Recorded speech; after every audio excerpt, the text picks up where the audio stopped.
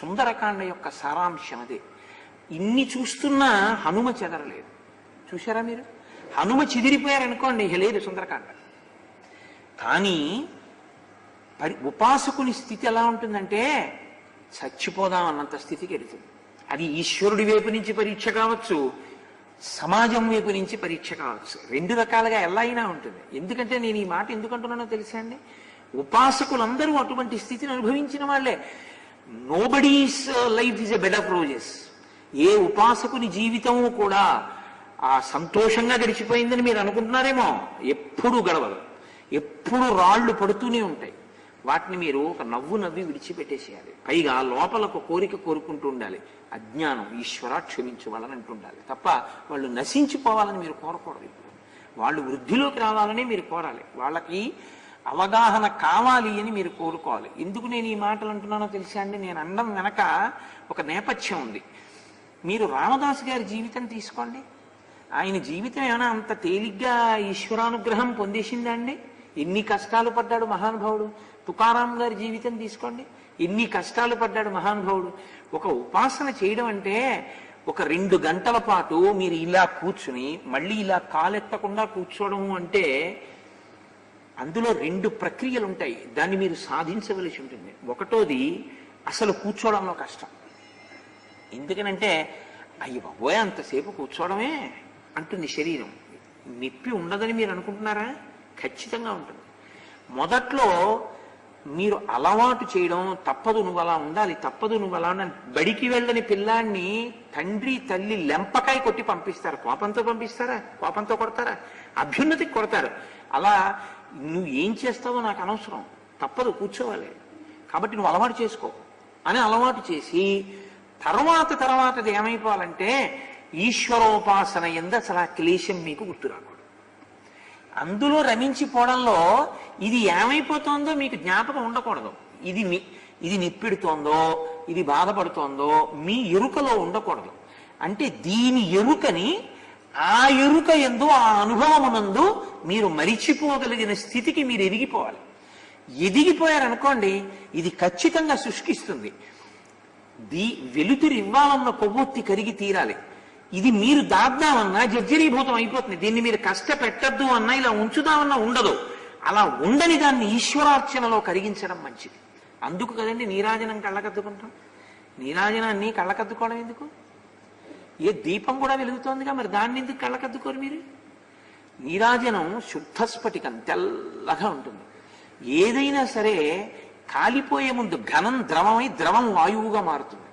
కర్పూరం మీరు జాగ్రత్తగా గమనించండి, కాలిపోయే ముందు కొంచెం నీరు కింద వస్తుంది, కానీ బాగా నీరు అవదు. ఘనం నుంచి వాయు రూపంలోకి చాలా తొందరగా అయిపోయి పొగొచ్చేసి తొందరగా వెలిగిపోతుంది. ఆలస్యం అయిపోయింది. ఈశ్వర, నేనేం చేసింది లేదు. బ్రహ్మచర్యంలో ఒక గురువు గారిని ఆశ్రయించి నేను చదువుకున్న వేదం లేదు. పేరుకి పెద్దల దగ్గరికి వెళ్ళి యజుశాఖాధ్యాయి అని చెప్పడమే. నేను చదువుకున్న యజుర్వేదం లేదు. నాకు పుస్తకం చూడకుండా శ్రీ సూక్త పురుష సూక్తాలతో రుద్రంతో అభిషేకం చేయగలిగిన శక్తి లేదు. నేను నాకున్న డబ్బుతో ఇన్ని పూలు తీసుకొచ్చి నీకు వర్చించగలిగినటువంటి స్థితి లేదు. కానీ నాకున్న పరిమితులను నువ్వు గమనించి నేను ఏమీ చెయ్యలేకపోయాను. జీవితం వృధా అయిపోయింది. ఇంకా మిగిలిందా? వచ్చేస్తోంది జర.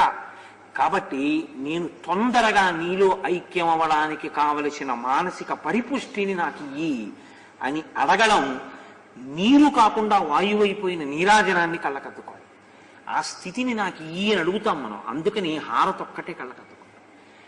అది బాగా పూనిక నిలబడాలి. నేను ఆ నేపథ్యంలో మీకు నేను చెప్తున్నది. ఇది పైకి నోటితో అనడం కాదు. అస్తమానం మీరు పైకి అనక్కర్లేదు. మీ లోపల దృఢంగా ఉండాలి. ఏదైనా కదలకూడని ఉంటే అదొక్కటే. ఏదైనా రాజీ ఉంది, అదొక్కదాంతో రాజీ లేదు. దాని కొరకు అడ్డొస్తే దీన్ని విడిచిపెట్టవలసి ఉంటుంది తప్ప దాన్ని వదిలేసి పట్టుకోవలసిందన్నది మాత్రం నా జీవితంలో ఇంకొకటి లేదు. దాందే అగ్రస్థానం. దీని ఎందు ఇక గట్టి పూనిక నిలబడిపోవాల. నిలబడిన వారు కదండి హనుమ. లేకపోతే చూడగానే ఈ బాబు ఈ గొడవంతా మనకెందుకు, ఎక్కడ రాముడు ఎక్కడ సీత, ఆయన పెళ్ళని తుప్పితే నాకెందుకు వచ్చిన గొడవను ఆయన వదిలేయచ్చు. వదిలేరా? మరి ఎందుకు ఆయనకి ఈ క్లేశం? ఆయన ఏం తిన్నారు, ఏం తాగారు, ఏమి సంతోషించారు, ఎందుకంత చిన్న పిల్ల రూపం అవడం? ఉపాసన క్రమంలో నువ్వు తరించవలసినటువంటి విధానం ఏమిటో నీకు చెప్తున్నది సుందరకాండ. అలా తరించకుండా ఏదో ఈశ్వరుని ఆరాధన చేసి ఆ పుణ్యఫలంతో ఆ భోగాన్ని అనుభవిస్తూ బతుకుతున్నవాడు, అటువంటి వాడొక్కడొచ్చి నువ్వు వాళ్ళు అనుకున్న కారణానికి ఈయన అనుకున్న కారణం వేరైతే ఇంతమంది కాలిపోవలసిందే, ఇంతమంది తెల్లవారితే ఆయనే ఆగ్రహించారా, ఇంతమంది గుండెలు బాదుకు నేడుస్తారు. ఏడవలా లంక కాలిపోయింది హనుమకి. హనుమ తోకతో పెట్టేశారు నిప్పు, కాలిపోయిందంతే. అందుకే ఒక మాట అంటుంటారు, అది మామూలు నిప్పు కాదు, యశోకవన్నిం జనకాత్మజాయాం. ఇంకొక మహాతల్లి ఏడిచింది అక్కడ. ఆ ఏడుపు ఏం చేసింది? మొత్తం లంకని కాల్చింది, రావణాంతపురంతో సహా కాల్చింది. మళ్లీ కాలనదంటూ ఉంటే సీతమ్మ. ఇది నువ్వు తెలుసుకోగలిగితే నీ జీవితం పండిపోయినట్టే.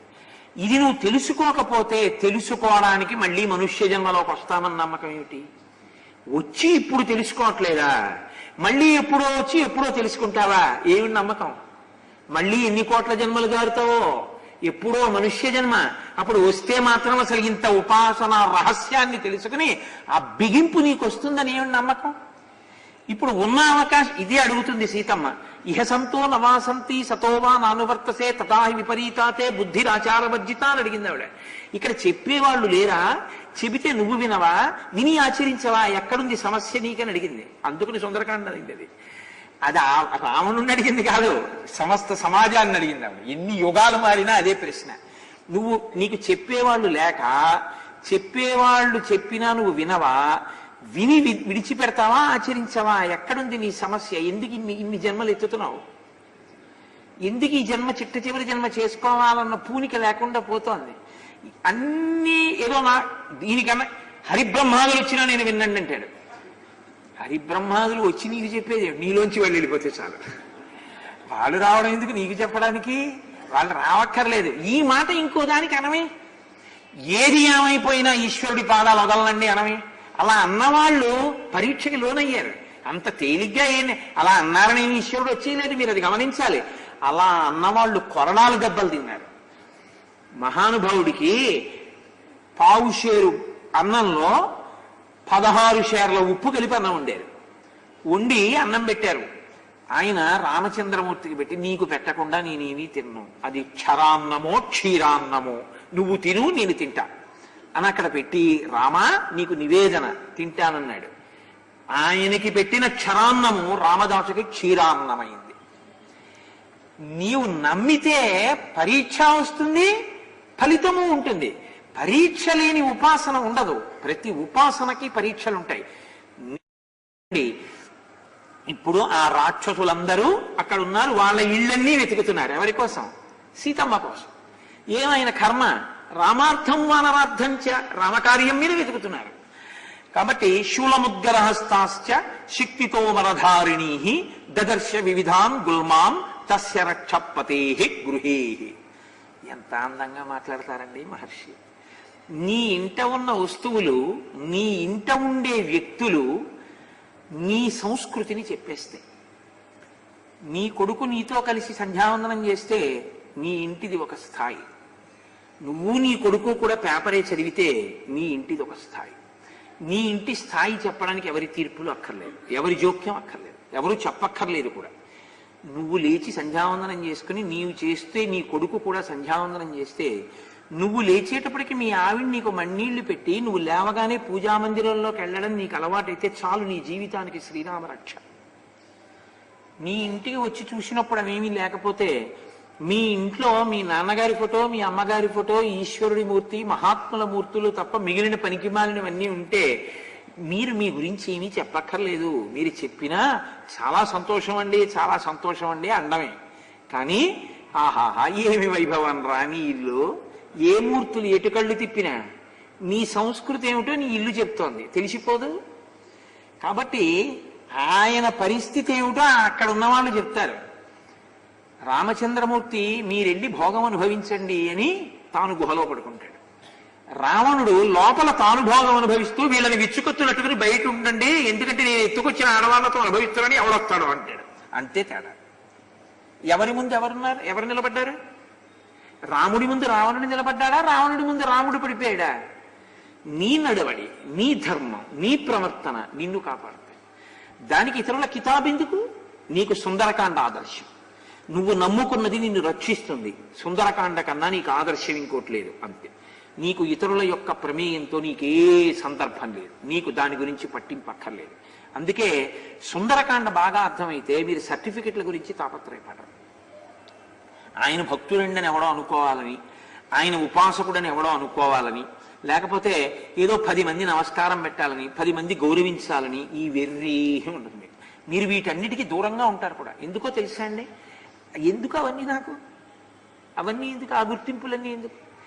ఈ గుర్తింపా మీకు కావలసింది? సర్వేశ్వరుడు నావాడిరా నాన్న అని ఇలా చెయ్యేసి దగ్గరికి తీసుకోవడమా మీకు కావలసింది?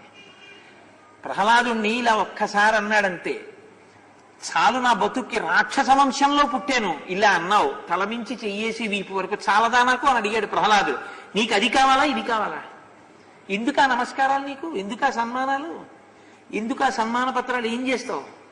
నీ శరీరం పడిపోయిన తర్వాత పెంట కుప్పలో బారేస్తాడు నీ కొడుకు. ఇంటి నిండా ఏమిటివన్నీ ఆయన ఎప్పుడో పోయాడని. ఎందుకవి? ఏం పనికిరావు. నువ్వు ఈశ్వరుడి దగ్గర కూర్చుంటే సర్వేశ్వరుడు నాన్నదా అని నిన్ను దగ్గర కూర్చోబెట్టుకున్నాడా ఎప్పుడైనా? అలా నువ్వు ప్రవర్తించావని నీకు నమ్మకం ఉందా? చాలు, నీ జన్మకి ధన్యత. ఈ సర్టిఫికెట్ ఆయన దగ్గర పుచ్చుకో. ఆయనకి దగ్గరవు. ఆయనకి దగ్గరయ్యావని 10 మంది నీకు నమస్కారం పెడితే నీకు ఒరిగేది ఎందుకు? నీకు ఆ వ్యామోహం. ఇది సుందరకాండ నేర్పుతుంది. ఉపాసన యందు చిత్తశుద్ధి. అందుకే సుందరకాండకున్న గమ్మత్తు ఏమిటో తెలుసా అండి? ఒకరి గొప్పతనాన్ని ఇంకొకరు చెప్పరు సుందరకాండలో. ఎవరి గొప్పతనం వాళ్ళ ఉపాసన చేత తెలుస్తుంది. సీతమ్మ గొప్పతనం, ఆవిడ మాట అంటే అగ్నిహోత్రం ఆరిపోవలసిందే. హనుమ గొప్పతనం ఆయన నడవడి చేత తెలుస్తుంది. రావణుడి తక్కువతనం ఆయన పడుకోవడంలో, ఆయన నడవడంలో, ఆయన వీధిలో కాపలా పెట్టడంలో తెలుస్తుంది. నీకేం కావాలి? సుందరకాండలోంచి ఎలా ఉందాం అనుకుంటున్నావు? ఇవన్నీ విని రావణుడిగా ఉందాం అనుకుంటావా? ఇంకో 9 తలకాయలు మీకు తెచ్చి పెట్టినా ఉండవు. రాముడిగా ఉందాం అనుకుంటావా? ఈ యుగం కాదు, ఎన్ని యుగాలైనా నువ్వు కీర్తింపబడతావు. చాలు. నువ్వు కాదు, నువ్వు పుట్టినందుకు నీ వంశం తరించిపోయింది. 10 తరాల వాళ్ళు ఊర్ధ్వలోకాల్లోకి వెళ్ళిపోతారు. చాలు వీడు పుట్టాడని. వాడు శరీరం విడిచిపెట్టేసిన నాడు వాడు వెడుతుంటే సర్వేశ్వరుడు ఎదురొచ్చి చేతులిచ్చి వాడిని తీసుకెడతాడు. రారా, నిన్ను నాలో కలుపుకుంటున్నాను. నీకేం కావాలి? మిగిలిన ధూర్తులు మాట్లాడేటటువంటి మాటలు నిన్ను ఆపాయా? నిన్ను ఉద్ధరించాయా? నీకెందుకు? ఇలా విని ఇలా వదిలేదు. నీ ఉపాసనని పాడు చేసుకోవద్దు. ఇది సుందరకాండ యొక్క తీర్పు. మహత్తరమైన మాట సుందరకాండ మాట్లాడు. దాన్ని దేనికోసం ఫణంగా పెట్టవద్దు. ఐహిక భోగాల కోసం కన్నా నిష్కామోపాసనకి కూడా ప్రయత్నం చేయాలి. కూడా నేను ఎందుకన్నానో తెలుసా అండి? భగవద్గీతలో శ్లోకం ఉంది, ఆర్తి జిజ్ఞాసు రర్థార్థి జ్ఞానీచ భరతర్షభ. గృహస్థాశ్రమంలో ఉన్నవాడు కోరితే ఆయన్ని కోరాలి కదా. నాకు కష్టం ఉందండి, నేను ఎవరికి చెప్పాలి? నేను అసలు ఆ కష్టాన్ని తీర్చుకోవడానికి ఒకరి దగ్గరికి వెళ్లే ముందు నేను నా ఈశ్వరుడికి చెప్పుకోవాలి. ఈశ్వరుడికి చెప్పుకొని, సర్వేశ్వర కొంచెం బాధపడుతున్నానయ్యా, మనశ్శాంతి ఉండట్లేదు, నువ్వు నాకు ఈ మనశ్శాంతి ఇస్తే తప్ప నాకు మళ్ళీ ధ్యానం మీద దృష్టి కుదరదు, కాబట్టి నాకు కొంచెం ఈ సమస్య పరిష్కరించి పెట్టు అని మీరు ఈశ్వరుణ్ణి అడగాలి. ఇప్పుడు ఈశ్వరుణ్ణి అడగకుండా ఎలా ఉంటారు మీరు? కామ్యం తప్పదు కాబట్టి కూడా అన్నాను నేను. గృహస్థుకి కామ్యం ఉండి తీరుతుంది, అడగాలి. కానీ అడిగితే ఈశ్వరుణ్ణి అడగండి. ముందు ఆయన్ని అడగండి, ఆయనకి చెప్పండి, ఆయనకి చెప్పి వెళ్ళండి మీరు ఎక్కడికన్నా వెడితే తప్ప మీరు మామూలుగా వెళ్ళొద్దు. మీరు ఎలాగా ఉండవలసి ఉంటుంది అంటే, ఈశ్వరుడు మీ వెంట. మీరు ఇంట్లో శుభకార్యం జరుగుతున్నా మీకు మిగిలినవన్నీ అనవసరం అండి. నేను ఒక్క మాట చెప్తున్నా, ఎందుకో తెలుసా? మీరు ఏం చేసినా వంక పెట్టేవాళ్ళు ఎప్పుడూ ఉంటారు, లోకంలో ఉండకుండా ఉండరు. నేను మీకు యథార్థం చెప్తున్నా, గాంధీ మహాత్ముడిని విమర్శించే వాళ్ళు ఉంటారు, చచ్చిపోయే ముందు హే రామ్ అన్నా కూడా విమర్శిస్తారు. పరమాచార్య స్వామి అంతటి మహానుభావుణ్ణి మాటలనే వాళ్ళు ఉంటారు. వివేకానందుడు అంటారు, రామకృష్ణ పరమహంస అంటారు. నోరుందిగా ఏమైనా అంటారు. నీకెందుకు వాటి గురించి? నువ్వు నమ్ముకున్నది నువ్వు వదిలిపెట్టవద్దు. ఇది బాగా పట్టుకోవాలి. సీతమ్మ తల్లి భర్తనంత నమ్ముకుందంత ఉపాసన చేసింది. మీ మాటలు అన్నాడు రావణుడు వెళ్ళి, ఆవిడ చెదిరిపోయి ఉండుంటే ఒక్కసారి ఆవిడ కానీ ఇన్నంటున్నాడు అబ్బా నిజమేలే అనో, లేకపోతే వాడు అంటున్నాడని బాధపడ్డమో చేసి ఉంటే సీతమ్మ తల్లికి వాళ్ళ గుడి కట్టి మీరందరూ పూజ చేసి ఉండేవారా? వాడంటాడు, అన్నందుకు వాడు పోతాడు, కానీ నాకు నా రాముడు ఉన్నాడు వస్తాడు నమ్మింది. మీకు అంతే సుందరకాండ తీర్పు. కాబట్టి సుందరకాండని మీరు ఆ కోణంలో వినవలసి ఉంటుంది. మీరు ఆ కోణంలో విని దాన్ని అన్వయం చేసుకోవాలి జీవితంలో. చేసుకుంటే అన్ని వైపుల నుంచి మీకు రక్షణ కలుగుతుంది, ఈశ్వర రక్షణ. ఎందుకంటే ఒక్కటే కారణం అండి, ఇది అమూల్యం. దిక్కుమాలిన గోడంతా ఎందుకంటే ఇది రాదు వచ్చిన గొడవ. ఇది ఎందుకు రాదంటున్నానో తెలుసా అండి? ఇది మీకు ఇవ్వాలని నియమమేం లేదు. చాలా మంది తెలియక ఏమంటారంటే మళ్ళీ పుడతానండి మనిషిగా అప్పుడు చేస్తానంటాడు. అలా ఏం లేదు శాస్త్రంలో. ఈశ్వరుడికి అధికారం లేనిది ఏదైనా ఉంటే మీకు మళ్ళీ జన్మనివ్వడం మీదే. ఈశ్వరుడికి అధికారం లేదు. ఈశ్వరుడు నిన్ను నేను మళ్ళీ మనిషిగా పుట్టిస్తాను అని ప్రమాణము చెయ్యలేడు. ఎందుకో తెలుసా అండి? ఒక్కటే కారణం, మీ మరు జన్మ కానీ జన్మ లేకపోవడం కానీ మీ చేతిలోనే ఉంటుంది, కిందకి వెళ్ళిపోవడం కానీ. కారణం ఏంటంటే తీర్పు ఈశ్వరుడు తన మీద పెట్టుకోడు. అందుకే మీరు ఏం చేస్తున్నా వాసనారూపంగా వెళ్ళి మనసు పట్టుకుంటుంది. మీరు ఒంట్లో ఓపిక ఉండగా మీ అనురక్తిని బాగా దృఢతరం చేసేసారనుకోండి, ఈశ్వరుణ్ణి పట్టుకోవడం అలవాటు చేశారనుకోండి, తలుపు సందులో వేలు పడింది శివ శివ అంటాం అలవాటు అయిందనుకోండి, ఒక కష్టం వచ్చింది ఈశ్వర అని ఏడవడం అలవాటైంది, మీకు ప్రాణోత్క్రమణం కూడా ఉంటుందిగా. మరి పుట్టిన ప్రతివాడు వెళ్ళిపోవలసిందేగా. అప్పుడు కూడా ఈశ్వర అని ఏడుస్తాడు. ఈశ్వరుడు ఏం చూస్తాడో తెలుసా అండి? నేను ఏడాదల్లా తెల్లారకట్ట 3ంటికి లేచి చదివానండి అంటే కాదు, ఎంసెట్ గంటన్నారా నువ్వేం రాసావు దాన్ని బట్టి నీ ర్యాంకు. నీ ప్రాణోత్క్రమణంలో నువ్వు దేన్ని స్మరించావు అదే నువ్వు పట్టుకున్నావు జీవితాంతం. నీ ప్రాణోత్క్రమణమునందు ఈశ్వరుణ్ణి పట్టుకున్నావు. ఎలా పట్టుకుంటావు? అన్నిటికన్నా అధికం అదే అన్న పూనిక నీకు ఇక్కడ ఉండాలి. మిగిలినవన్నీ అది చేరడానికి ఉపకరణములని పట్టుకుంటున్నావు అంతే. దానికన్నా ఇవి ఎక్కువ కావు. ఇప్పుడు నువ్వు అదే స్మరిస్తావు. అది స్మరిస్తే ఆయనలోకి వెళ్ళిపోతావు. లేదు ఏవో మంచి విషయాలు స్మరిస్తూ వెళ్ళిపోయావు. పండిత వంశంలో మహాపురుషుడి కడుపున పుట్టి ఉపాసన సిద్ధి కలిగేటట్టుగా పుడతావు. లేదు ఏ ఐశ్వర్యాన్నో లేకపోతే ఏవో పనికి మాలిన విషయాల్లో స్మరించావు, అయిపోయిందంతే. తిరియక్కంటారు, వెన్నుపాం అడ్డంగా ఉండే జీవి కింద వెళ్ళిపోతాడు. వెళ్ళిపోతే వచ్చే నష్టం ఏమిటో తెలుసా అండి? ఇక బుద్ధి ఉండదు, ఇంకేం చేయలేడు ఆ శరీరంతో. ఆవు మీరు చూడండి, ఆవు పాలిస్తుంది. అభిషేకం ఎవరు చేసుకుంటారా? పాలు తెచ్చుకున్నవాడు చేసుకుంటాడు. ఫలితం ఎవరిది? ఆవుకి వేస్తారా? ఏమీ ఉండదు. ఆవు పాలిచ్చింది కదండి. బతికున్నన్నాళ్ళు స్వామివారికి అభిషేకం చేశాం కదా, మరి ఆవుకు ఫలితం లేదా? ఏమీ లేదు. తెచ్చుకున్న వాడికి, గడ్డి పెట్టిన వాడికి, పాలు పోసి అభిషేకం చేసిన వాడికి. తిరియక్కుకుండేటటువంటి పరిమితి అది. అది ఇంకా ఏమీ చేయలేదు. ఆ ఉపాధులు ఉన్నా అవన్నీ కూడా దురదృష్టవంతమైన ఉపాధులు. ఏ కోణంలో ఈశ్వరార్చన చెయ్యలేవు. ఇంకా సుందరకాండ ఏం వింటాయి? సుందరకాండ ఏం చదువుతాయి? అది ఒక్క దీనికే అర్హత. ఇది పడిపోతుంది వచ్చిన గొడవ, ఇది ఉండదు. ఎప్పుడు పడిపోతుంది తెలియదు. ఎప్పుడో అంటాయండి, అప్పటి వరకు ఉంటుందని నమ్మకం ఏంటి? ఉన్న సమయం చాలా అపురూపం. కాబట్టి దీన్ని వాడవలసిందే ఈశ్వరార్చనకి. అన్నిటికన్నా ప్రధాన కారణం అదే. కాబట్టి మీరు అసలు సనాతన ధర్మంలో ఉన్నటువంటి ప్రధాన సిద్ధాంతం ఏమిటంటే పునర్జన్మ. పునర్జన్మ ఉన్నది అని అంగీకరిస్తే సనాతన ధర్మంలో ఉన్నాడని గుర్తు. పునర్జన్మ ఉన్నది అని అంగీకరించాడని గుర్తు ఏమిటో తెలుసా అండి? బొట్టు పెట్టుకుంటాడు. బొట్టు పెట్టుకోలేదనుకోండి, వాడు సనాతన ధర్మములో ఉన్నవాడు కాడు అని గుర్తు.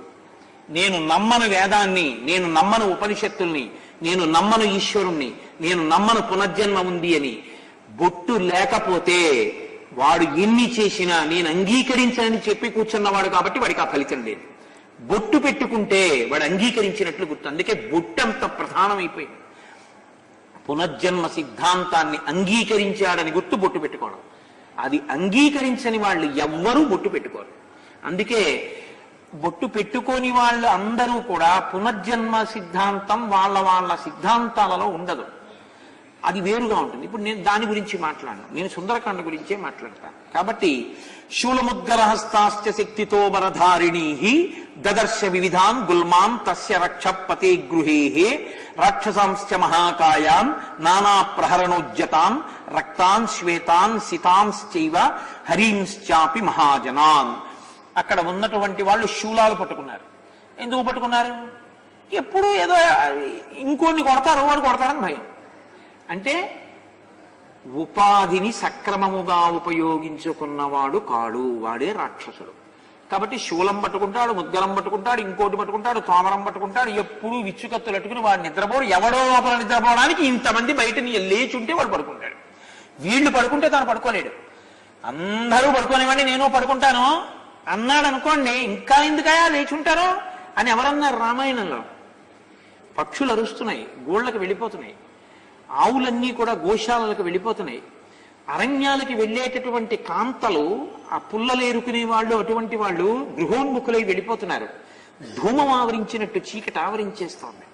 ఇప్పటికే ఆలస్యం అయిపోయింది, పడుకోండి నేను పడుకుంటాను అని ఎవరన్నారు? విశ్వామిత్రుడు అన్నాడు. అనసూయం అంది, అత్రి అన్నారు. అందుకే రామాయణంలో ప్రతి చిన్న విషయం చెప్తారు.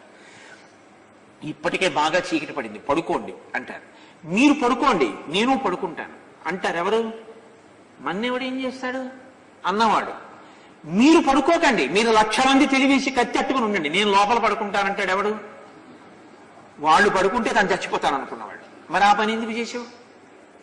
ఇది సుందరకాండ. మరి అంత చస్తూ బతుకుతున్నానని తెలిసి నా అంత మొనగాడలేడని ఎలా చెప్తున్నావు?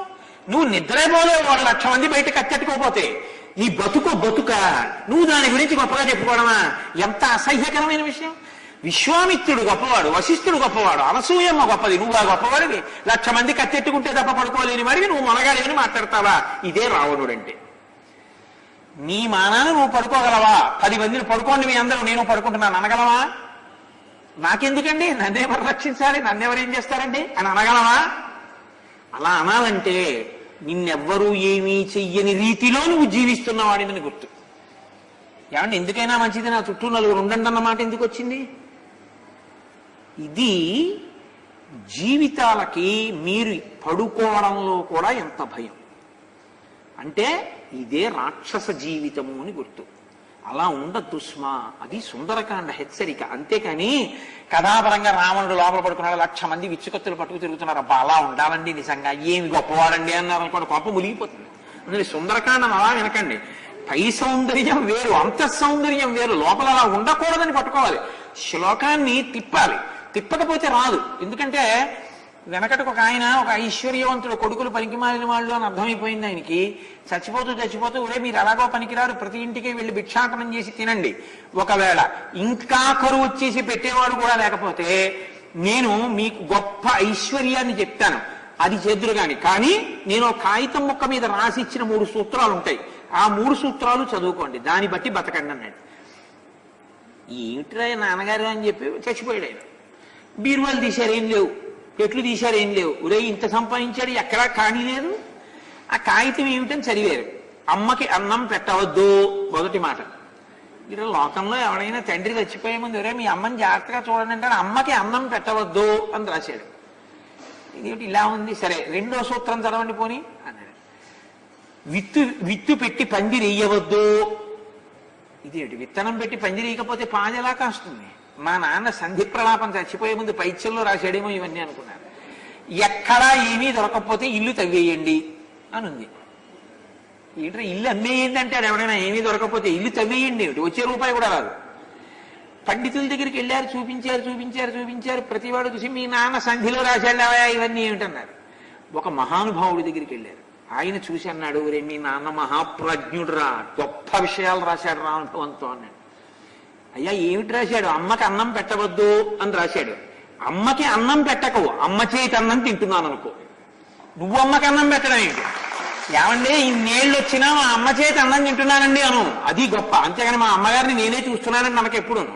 అమ్మకి అన్నం పెట్టవద్దు, అమ్మ పెట్టిన అన్నం నేను తింటున్నాను, తిప్పి చూడు మాటని. విత్తు పెట్టి పందిరేయవద్దు, పందిరేసి విత్తు పెట్టు. విత్తు పెట్టేసి పందిరి ఎప్పుడో వేస్తారంటే నీకు ఈలోగా ఏదో టెలిగ్రామ్ వస్తుంది, ఊరు వెళ్ళిపోతావు. ఈలోగా అది పైకి పాకడానికి పందిరి లేక కింద పాకి కాయ వేసినంత కాయది ఏ మేక వచ్చి తినేస్తుంది. నేను పందిరి వేసి విత్తు పెట్టు, నువ్వు ఊరెళ్ళినా అది పైకి ఎక్కేస్తుంది. కాబట్టి విత్తు పెట్టి పందిరేయవద్దు, పందిరేసి విత్తు పెట్టు. ఏమీ దొరకకపోతే ఇల్లు తవ్వండి. ఇంకా మీరు ఈ సూత్రాలు పాటించి 4 ఏళ్ల ముందు కష్టపడి బతుకుదామన్నా కూడా రోజులు వెళ్ళకపోతే అప్పుడు మీకోసమని ఇంట్లోనే పాతు పెట్టాను, అప్పుడు ఇల్లు తవ్వండి మీకు దొరుకుతుంది, అప్పటి వరకు మాత్రం తవ్వేయకండి. అందుకని తిప్పారు, తిప్పితే అందులోంచి సారం వచ్చింది. సుందరకాండని తిప్పి చూస్తుండాలి ఒక్కొక్కసారి, అంతేగాని రావణాసురుడు లోపల పడుకుంటే 1,00,000 మంది బయట విచ్చుకత్తులు పట్టుకున్న అబ్బాయి ఎంత గొప్పవాడండి అని వెంటనే ఆయన ఫోటో దొరుకుతుందా అని అనకూడదు. మనం అలా పడుకోకూడదండి, జీవితంలో ఎప్పుడు రాముళ్ళ గుహలోనైనా పడుకోగలగాలి అనాలి తప్ప దాన్ని వైభవం కింద స్వీకరించకూడదు. బాహ్య వైభవమైన ఆంతర ప్రమాదం ఎంతుందో చూపిస్తుంది సుందరకాండ. ఇది మీరు పట్టుకుని సౌందర్యాన్ని పిండుకోగలిగిన మీ మనస్థితి సౌందర్యం, అందుకని సుందరకాండ, మీ పట్ల సుందరకాండ. అందుకని అబ్బో ఏ సుందరకాండ అండి, అందుకని ప్రతి శ్లోకం సౌందర్యం అలా తిరుగుతుంది. మీరు ఆ సారాన్ని పట్టుకుంటే చాలు. ఇప్పుడు నేను ఇహ రావణాసుని అంతఃప్రమనగా అరువులు ఇలా ఉండునో, వజ్రములుండునో, వైఢూర్యములుండునో, దిక్కుమాలనాడు పడుకోలేని వాడు ఎవడుంటే ఎందుకు అవడకు కావాలంటే అడగాలి. మీరు అడిగితే అప్పుడు మీకు పట్టుకుంది సుందరకాండ అని గుర్తు. గుహలో పడుకున్న రాముడు గొప్పవాడండి, 3 రోజుల నుంచి చెప్తున్నారు వాడి ఇంటికి బంగారం అని, వెండి అని, రాజని. అసలు సైటే వాడిది కాదు. బిల్డింగ్ ఎంత గొప్పదైనా కట్టండి, అసలు సైటు వాడిది కాదు. ఎంత ప్రమాదం. అసలు లంక వాడిది కాదు. పాలితాం రాక్షసేంద్రేణ నిర్మితాం విశ్వకర్మన, అది విశ్వకర్మది, వీడు నాదంటున్నాడు. కాబట్టి ఈశ్వరుడు ఎప్పుడో వచ్చి నీది కాదు అవతల బొమ్మని తీసేస్తాడు, పోయిందంటే అక్కడ. కాబట్టి ఇది పట్టుకోగలిగితే ధన్యత, అది సుందరకాండ. కాబట్టి ఇప్పుడు ఆయన రావణాంతఃపురం, ఆ రావణ భవనం అంతా చూశారు.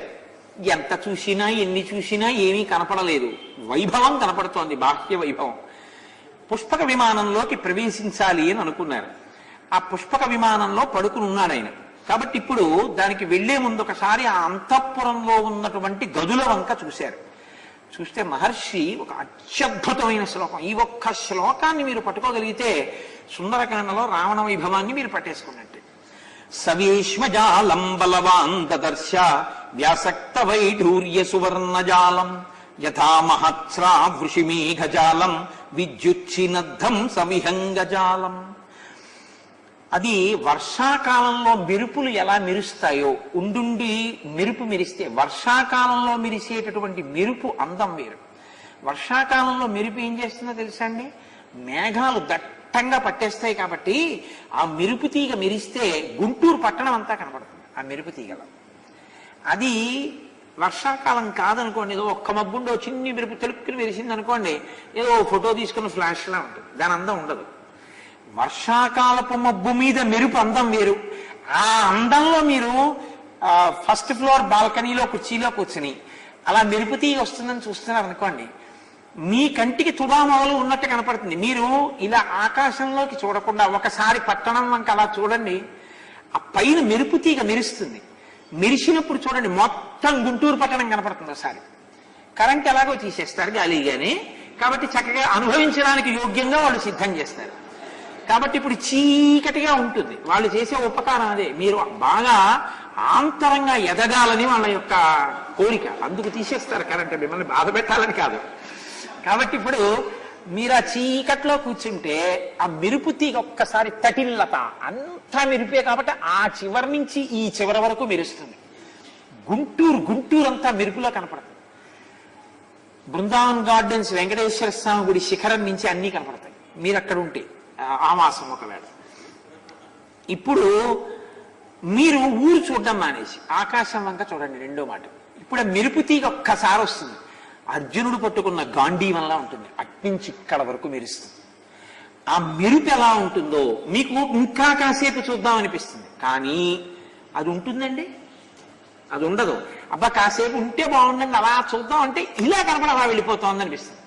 కింవానేన ధనేన వాజగరిభి ప్రాప్తేన రాజ్యేన కింవా పుత్ర కలత్ర మిత్ర పశుభిర్దేహేన గేహేన కిం అంటూ శంకరాచార్యులు వారు అంటారు. ఆయుర్నశ్యతి పశ్యతాం ప్రతిదినం జాతిక్షయం యవ్వనం ప్రత్యాయాంతికతా పునర్న దివసా కాలో జగద్భక్షక లక్ష్మీస్తోయ తరంగ భంగ చపలా విద్యుచ్చలం జీవితం అంటారు. మెరుపు తీగల ఈ జీవితం చపలం, ఎన్నాళ్ళు ఉంటుందో వాడికి తెలుసురా అన్నారు.